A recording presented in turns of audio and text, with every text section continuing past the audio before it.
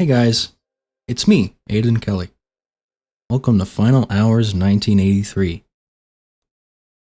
Now that the fan game direct is over, now I can show you the whole other part of the game. I'm gonna be upfront with you about this. This is probably the part of the game that you're gonna see the most, just because it has all of the meat and potatoes and the story. All of it happens here. And I like it a lot. I enjoy making it. I enjoy playing it. It's a lot of fun. But, I acknowledge, it's probably not for everyone. I know a lot of people don't like PS1 looking shit just because it's all over the horror scene. And I acknowledge that, and I don't know. Sorry you guys. I'm so sorry. I know not a whole lot of FNAF fan games do this, so I thought I'd throw my hat in the ring. Well, some do it, but they don't do it very well. They don't really do it the way that I'd like to see it. So I decided, fuck it, I'll do it the way I want. And then I did. I was a little disappointed to see everyone, shouting, Puppet Combo! Puppet Combo 5 Nights at Freddy's! When they saw it, but I knew it was gonna happen. I don't know how to explain to everyone what a PlayStation game is. But, it is what it is, I guess. The game was always meant to be split into two sections. I guess it's not really split, but originally it was going to be, 8-bit minigame style and whatnot. Kind of like FNAF 2 and 3 and other games. But then, it hit me. What if I didn't do that? What if I did this instead? And I think that decision paid off pretty well. So what do you do? What's it like? Both sections are pretty much the same, but they play a little differently. In both sections, you have obstacles that are in your path that are preventing you from progressing through the game and whatnot. And so it's your job as the player to be like, all right, how can I get rid of this obstacle? Can I go around it? Is there something in the environment or an item that I can collect that will get me through it? Can I use the time travel mechanic to fucking get rid of the obstacle and whatnot? And stuff like that. A lot of questions. So in this section of the game, you can, examine stuff, open shit up, do all sorts of shit, and then you can pick stuff up and bring it around with you and use it to do all sorts of stuff, like unlocking that door. In this section, you can't really pick stuff up or, examine and interact with things like you could there. Instead, what you do is, in this section, you have a lot more room and a lot more access to a lot more areas.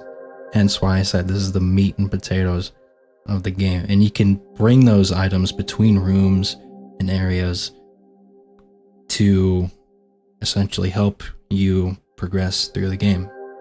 Let's say there's an item that you need, but it's blocked off in this section right here. But if I use the time travel mechanic and go to 1983, I can, use those mechanics to move stuff around, get stuff out of my way, knock the item loose so that Henry here can pick it up, interact with it, and put it in his inventory and whatnot. So in this section you play as Henry from FNAF, and then in the other section, in 1983, you play as the Purple Man. I figured I'd use, characters already established in FNAF, just because, I don't really want to do, here's my original character, Jefferson. He's, someone. Here he is. As you can see, there's camera angles. I know, it's kind of crazy. But if you move to a different area, it changes the camera angle. And it uses tank controls, so if I press, A or D, they'll move around like this. I know a lot of people hate tank controls, so I tried to make it accessible. if I press 1 on my keyboard, I'm now in first person. And I can, still do everything. There's a bug where, since I'm in first person, Henry doesn't show up in the menu, but I'll get that figured out. If I press 2 on my keyboard, now I'm here. Camera angle. Tank controls. If I press 3, we're now in the third person. No tank controls. I can just move however I want.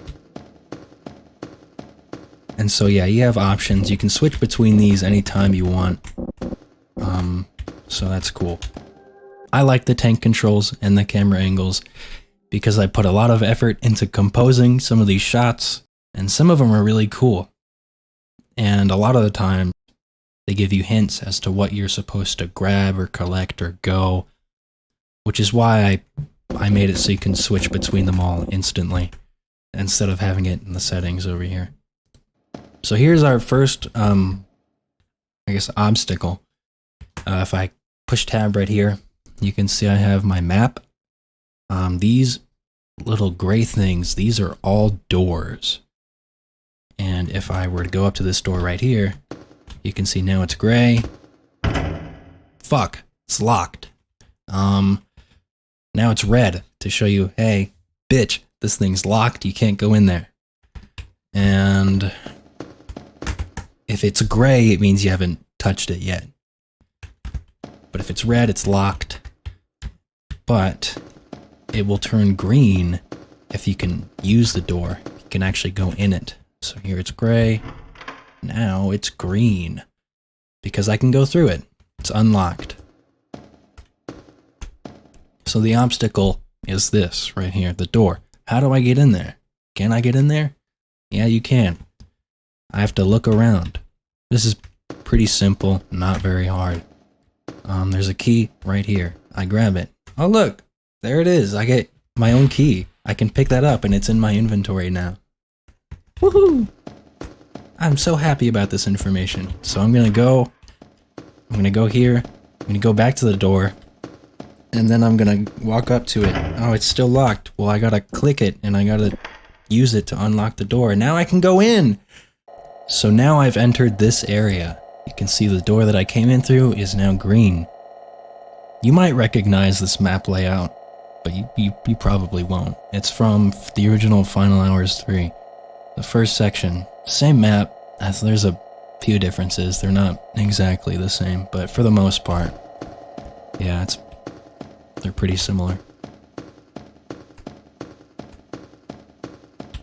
This is one of the camera angles that I was talking about. I like this one just because it tilts a little bit once you get to the end. It's kind of creepy. Oh my god, it's tilting. There I am. Wow, that is so cool. The game is open room. I came up with that just now. I just pulled that out of my ass. Let's say I'm at the end of the game, and there's an item at the very beginning that I forgot to grab, but I just remembered for some reason. Somehow, some way, I just remembered. There's an item at the beginning of the game that I gotta grab.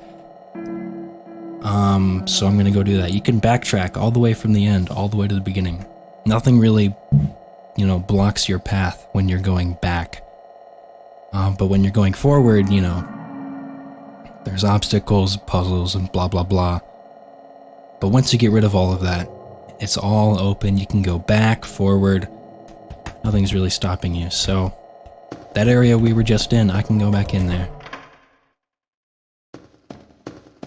And I could look for maybe something that I missed. There isn't anything that I missed, I'm pretty sure. But if I wanted to check, I very well could.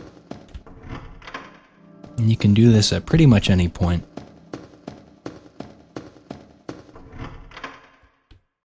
Now for the time travel mechanic. I don't really like describing it like that, but that's literally exactly what you're doing. So, what is it? Well, I'll fucking show you. We'll check it out. So, in the game, you've got clocks in certain rooms.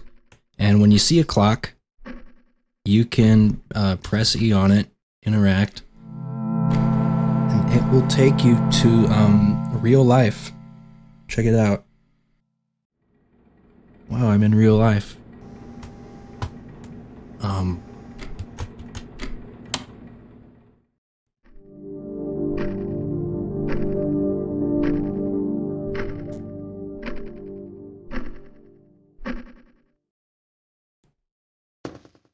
So in here, this door is locked.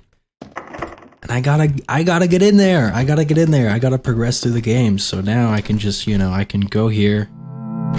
I can go to 1983, and then I can do stuff in the past to affect the present 1986.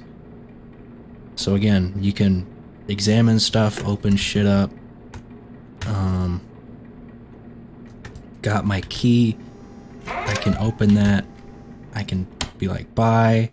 And I can go here.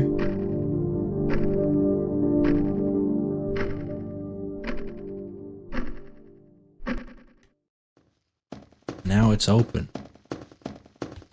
I can step in. Yeah, the game's not done yet. Currently, the thing I'm working on right now is the writing. I'm trying to get the final draft done of the script so I can, find my actors and get them to voice these characters. And then, yeah, I've pretty much done all of the base game stuff. The only big thing that I have to do now is the writing. And after that, should be smooth sailing. But, I don't want to jinx myself or anything.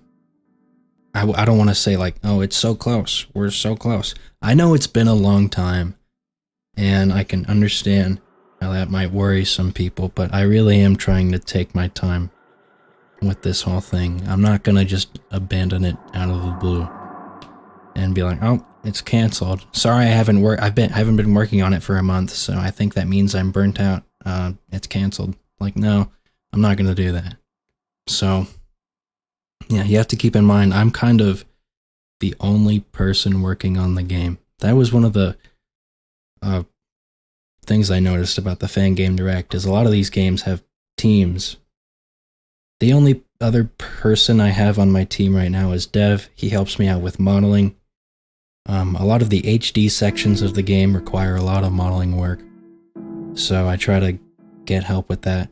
AudRL and Anthony Hayus, they were on the team at the beginning, but they don't really do anything now, just because the beginning of the game we were modeling the establishment, and that was a pretty big endeavor, and so I needed multiple people with that. But now that that's done, I don't really need that much help. Like I said, I get Dev to help out whenever I can. A lot of the games in the Fan Game Direct, like I said, they have teams of people doing shit like the programming, the modeling, the animation, the textures, and stuff like that. I'm kind of just doing all of that myself. The animation, music, programming, story, the writing, and I do most of the modeling, but like I said, I try to get Dev to help me out whenever he can. So that's why it's taking a long time. Because it's pretty much just me and Dev. So if you're worried about the game's release date being far away, then keep worrying, because the game's release date is far away. And that's all I gotta say about that. I think I'm done. Bye.